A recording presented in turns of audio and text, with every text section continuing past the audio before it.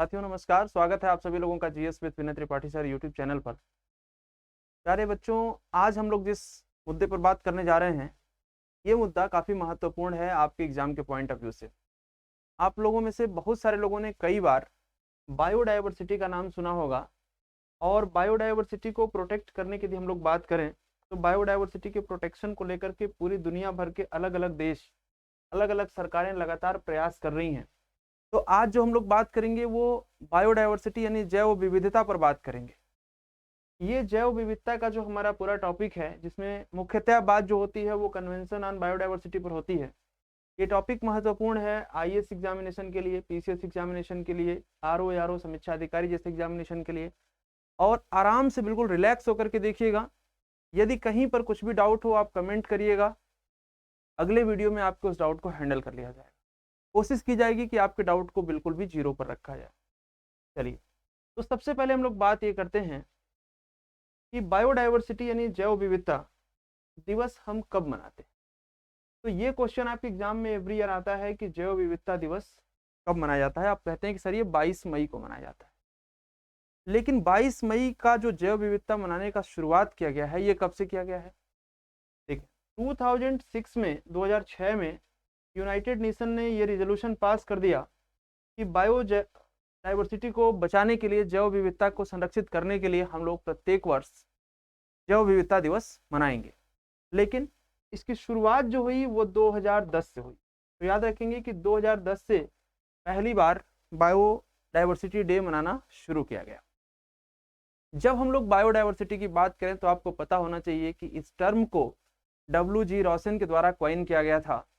और ये जैव विविधता केवल स्थल का नहीं बल्कि जल के साथ साथ जो और दूसरे एक्वेटिक सिस्टम्स हैं, वो चाहे समुद्र के हों, चाहे तालाब के हों, चाहे कहीं के भी हों, जल का मतलब कोई भी एक्वेटिक सिस्टम हो, वहाँ पर जो अलग अलग इकोसिस्टम क्रिएट हो रहा है उसके अंदर किसी भी प्रकार की विविधता है वो पूरा कंसिडर करेंगे आप लोग। स्थल मंडल पर जो भी विविधता है उसको आप कंसिडर करेंगे।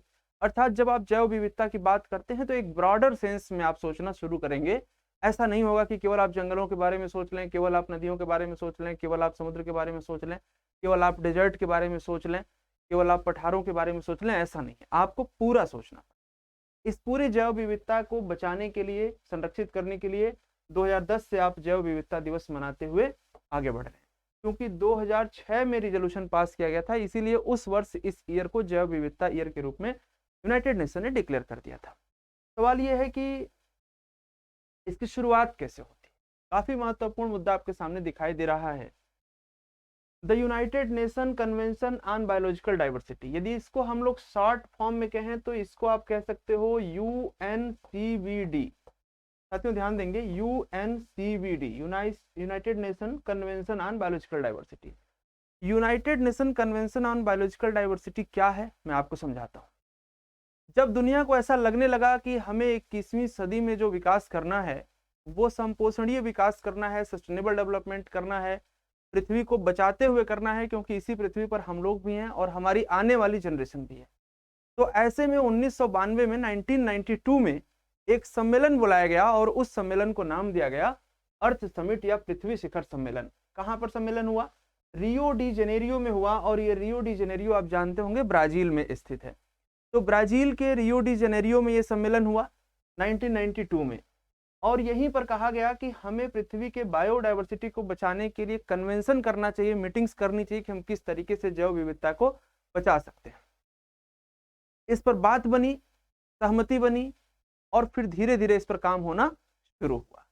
अब जब हम बात करते हैं कि जो वैश्विक एक स्टैंडर्ड है, एक मानक है, जो ग्लोबल मानक है, उसको भारत में कैसे लागू किया जाएगा, तो आप में से बहुत सारे लोग जानते होंगे। और यदि आप नहीं जानते हैं तो ध्यान रखिएगा कि भारत सरकार जो है एक एक्ट पारित करती है 2002 में। इंडियन गवर्नमेंट एक अधिनियम पारित करती है 2002 में, जिसे आप कहते हैं जैव विविधता अधिनियम। कई बार आपकी परीक्षाओं में पूछा गया, स्पेशली जैव विविधता को प्रोटेक्ट करने के लिए, बचाने के लिए जैव विविधता अधिनियम पारित किया गया 2002 में। और इसी अधिनियम के तहत आप देखेंगे कि नेशनल बायोडायवर्सिटी अथॉरिटी, राष्ट्रीय जैव विविधता अधिकरण की स्थापना की गई 2003 में। 2003 में नेशनल बायोडायवर्सिटी अथॉरिटी बनाई गई इस अथॉरिटी का मुख्य काम क्या है? To implement the provisions of the act, यानी कि इस अधिनियम के जो प्राविधान हैं उनको लागू करना।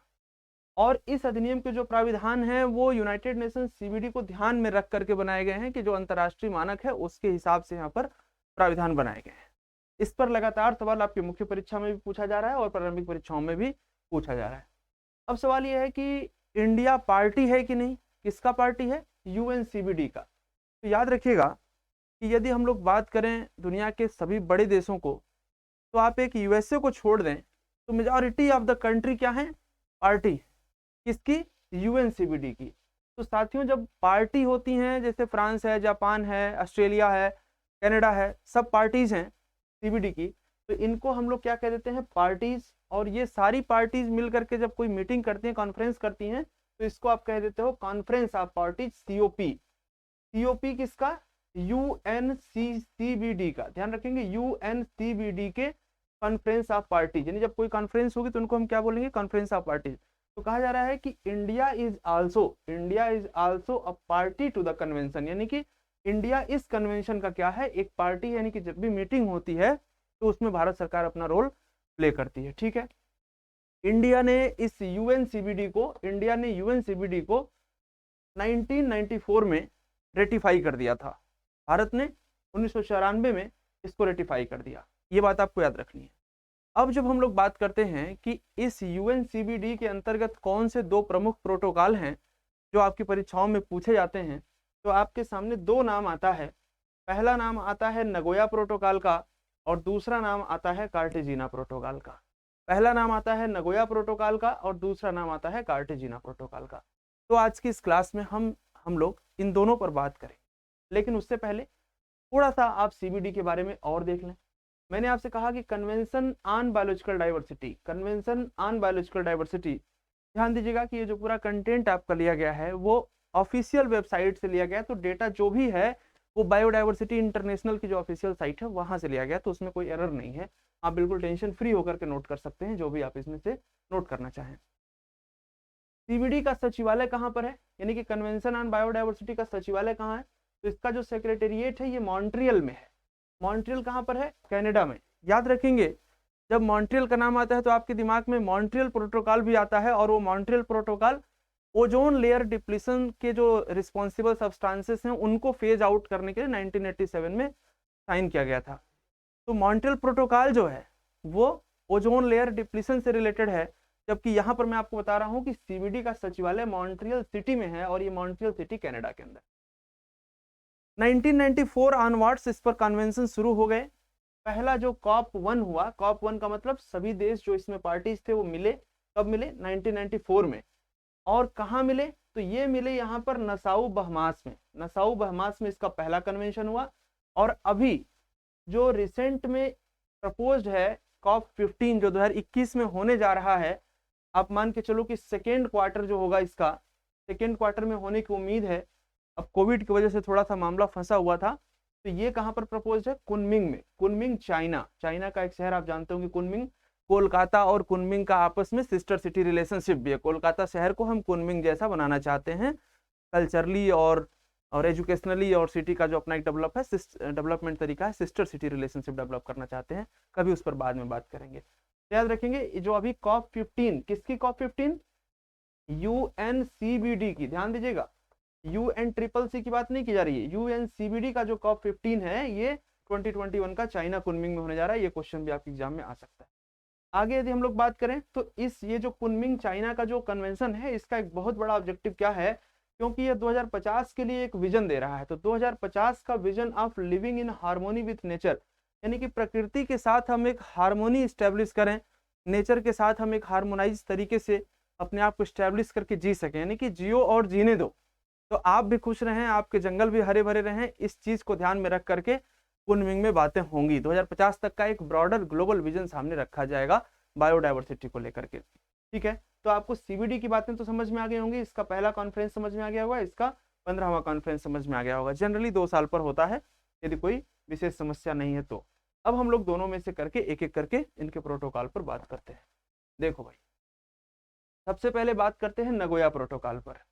तो नगोया प्रोटोकॉल पर बात करें तो जो क्वेश्चन बन सकते हैं हम लोगों को वही पढ़ना है, हमें कहानी नहीं पढ़नी है बहुत ज्यादा, हमें टाइम पास करने वाली बातें नहीं पढ़नी है, जो आपके एग्जाम के रिलेटेड है वो बातें करनी है। ये चैनल इसीलिए जाना जाता है कि एग्जाम ओरिएंटेड कंटेंट आपको दिए जाते हैं।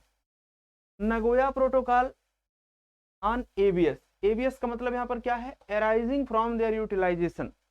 कोई भी नेचुरल रिसोर्स है, कोई भी स्पीसीज है, कोई प्रजाति है, तो उसका क्या यूटिलाइजेशन हो सकता है, उसका यूटिलाइजेशन, उसका हम क्या उपयोग कर सकते हैं, उसको लेकर के यहाँ पर क्या कहा जा रहा है कि arising from their utilization was adopted on 29 October 2010। तो पहला सवाल क्या बनेगा साथियों कि नगोया प्रोटोकॉल को एडॉप्ट कब किया गया, तो आंसर होगा 2010 में अडॉप्ट किया गया। कब अडॉप्ट किया गया, 2010 में।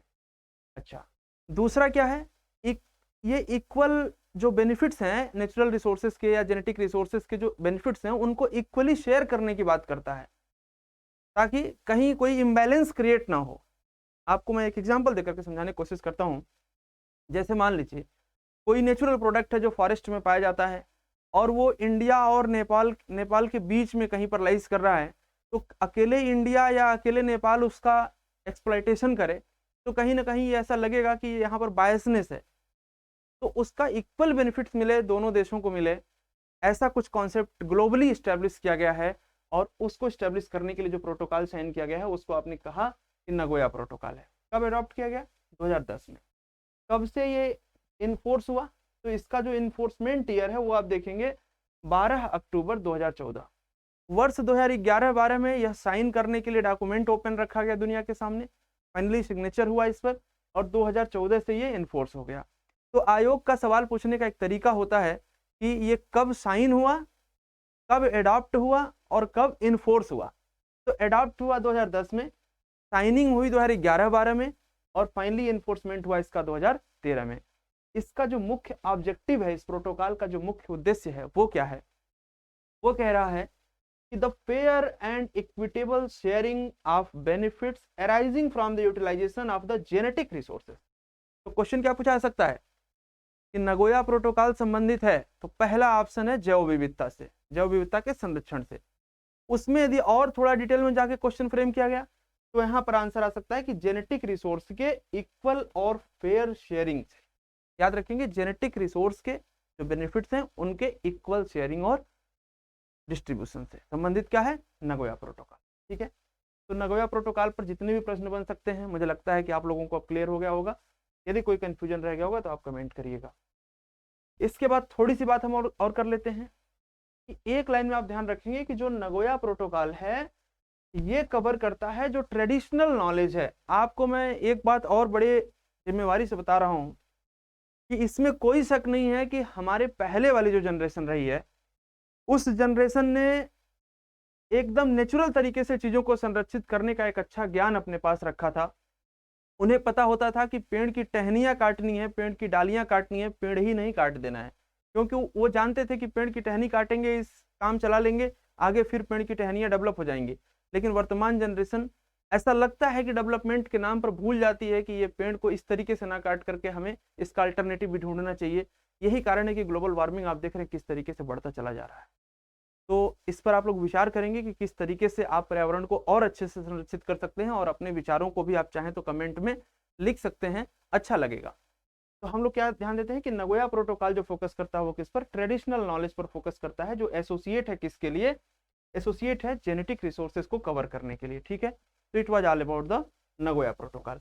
नेक्स्ट यदि हम लोग बात करें तो इसी से रिलेटेड कार्टाजीना प्रोटोकॉल भी है जो सीबीडी से रिलेटेड है, बहुत इंपॉर्टेंट है। यदि एकदम सिंगल से आपसे पूछा जाए कि कार्टाजीना प्रोटोकॉल किससे संबंधित है, आप एक लाइन में आंसर करोगे कि सर ये संबंधित है सीबीडी से, कन्वेंशन ऑन बायोलॉजिकल डाइवर्सिटी। लेकिन इस पर और क्या क्या सवाल आपसे पूछ सकते हैं, तो पहला सवाल आपसे ये पूछ सकते हैं कि यह स्पेशली किसके लिए है, जो कार्टाजीना प्रोटोकॉल है वो नगोया प्रोटोकॉल से किस तरीके से अलग हो रहा है। तो अभी आपने देखा कि नगोया प्रोटोकॉल में हम लोग जेनेटिक रिसोर्सेज के इक्वल बेनिफिट शेयरिंग की बात करते हैं, जबकि कार्टाजीना प्रोटोकॉल का जो मेन मकसद है वो क्या था, देखिए जरा। It is a convention on biological diversity is an international agreement. यह एक इंटरनेशनल एग्रीमेंट है, एक आपका अंतरराष्ट्रीय समझौता है जो जिसका उद्देश्य क्या है, aims to ensure the safe यानी कि सुरक्षित handling, transport and use of living modified organisms LMO। जैसे मान लीजिए कि यदि कोई ऑर्गेनिज्म है, कोई जीव है, कोई जंतु है, उसमें आपने कोई जेनेटिक चेंज किया है, जैसे फ्रांस का कोई कुत्ता है, उसमें कुछ जीन उसका चेंज किया गया है और उसको इंडिया लाया जा रहा है, तो कहीं ऐसा तो नहीं है कि आप सेफ हैंडलिंग नहीं कर रहे हो, फ्रांस से इंडिया लाते समय उसकी डेथ हो जाए। ऐसे ऐसे में हर चीज को ट्रांसपोर्ट करते समय जो जेनेटिक मॉडिफाइड लिविंग ऑर्गेनिजम्स हैं, आपको ध्यान रखना होगा कार्टेजिना प्रोटोकॉल के सभी पहलुओं को। तो आप लोग बिल्कुल भी इसको ध्यान से समझेंगे कि जब आपसे कार्टेजिना प्रोटोकॉल की बात करी जाएगी तो आप आंसर करेंगे कि यह LMO से रिलेटेड है, यानी कि लिविंग मॉडिफाइड ऑर्गेनिज्म से है। लिविंग मॉडिफाइड ऑर्गेनिज्म क्या होते हैं साथियों? जो लिविंग मॉडिफाइड ऑर्गेनिज्म होते हैं उनका डिफिनेशन आपको बता देते हैं। A genetically modified organism, a genetically modified organism is any organism whose genetic material has been altered using genetic engineering techniques। मतलब कोई भी ऐसा जीव जंतु जिसमें हम जेनेटिक तकनीकियों के माध्यम से उसके जीन में कुछ अल्ट्रेशन करें। जैसे एक एग्जांपल आपको देते हैं, आपने बर्ड फ्लू का नाम सुना होगा।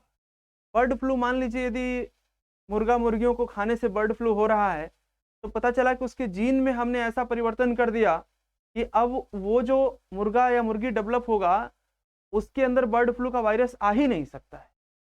और एग्जांपल लीजिए, बैगन में जो कीड़े लग जाते हैं उसमें आपने जेनेटिकली मॉडिफिकेशन किया कि उस बैगन में कीड़े अब लग ही नहीं सकते हैं। ऐसे तमाम उदाहरण आपके पास हैं, आप पढ़ेंगे हमारे साथ साइंस तो आपको समझ में आएगा। तो जेनेटिकली मॉडिफाइड का मतलब आपको समझ में आ गया होगा। इसके लिए आपने यहाँ पर कार्टेजिना प्रोटोकॉल साइन किया और क्या कहा कि यहाँ पर जो ये अडॉप्ट किया जाएगा वो अडॉप्ट किया जाएगा 29 जनवरी 2000 में, और इसके साथ साथ जो इसका इन्फोर्समेंट ईयर होगा वो 2003 होगा। तो नगोया प्रोटोकॉल हमने आपको बताया 2010 में ओपन किया गया, अडॉप्ट किया गया, 2014 से लागू हुआ।